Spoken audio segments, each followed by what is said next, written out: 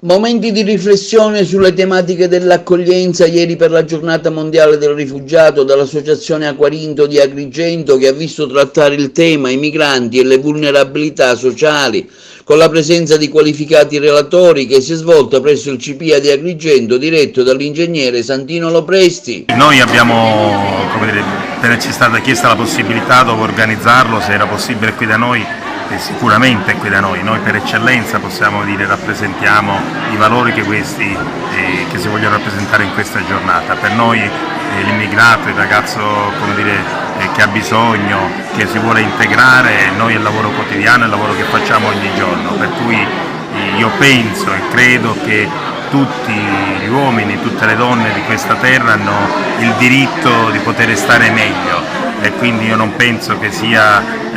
giusto bloccarli, e ritengo che Lampedusa debba essere una porta aperta, e però bisogna fare un passo ulteriore, cioè smetterla con l'ipocrisia, perché spesso noi siamo pronti a parole ad accogliere e a dire che è giusto questo, poi però appena sono vicino casa nostra oppure qualcuno di questi circola nelle nostre vicinanze, incominciano i problemi. Bene, allora io penso che questi ragazzi hanno dei problemi, possono portare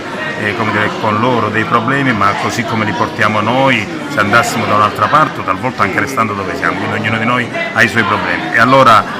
diamo questa disponibilità, perché l'Italia è riconosciuta nel mondo per questo, come paese accogliente e paese che è ospitale. Per cui io penso che questo momento di durezza, non so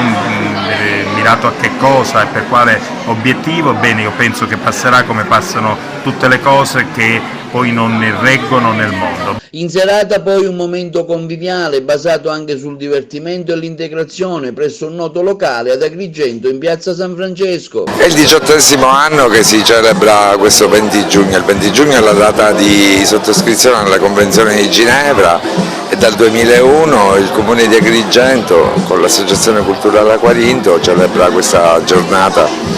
per richiamare un po' l'attenzione su queste tematiche che in realtà sono al centro del dibattito politico di questi anni. Certo, l'immigrazione sembra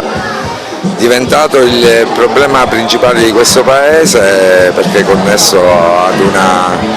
sicurezza che viene messa in discussione appunto dagli immigrati. Questo è decisamente una falsa notizia, una fake news, e secondo noi invece occorre dare aiuto alle persone che sono in difficoltà, perché evidentemente nessuno di noi ha scelto di vivere nel posto dove ci troviamo. Siamo tutti bravi a dare dei giudizi sugli altri, perché forse siamo nati in contesti territoriali, in contesti economici che ci consentono di poter dire questo. È un modo per scambiare idee e avere più tempo al di fuori della formalità che c'è invece quando si fa una tavola rotonda, che ci sono i relatori da una parte e il pubblico dall'altro lato, si crea quasi come una specie di barriera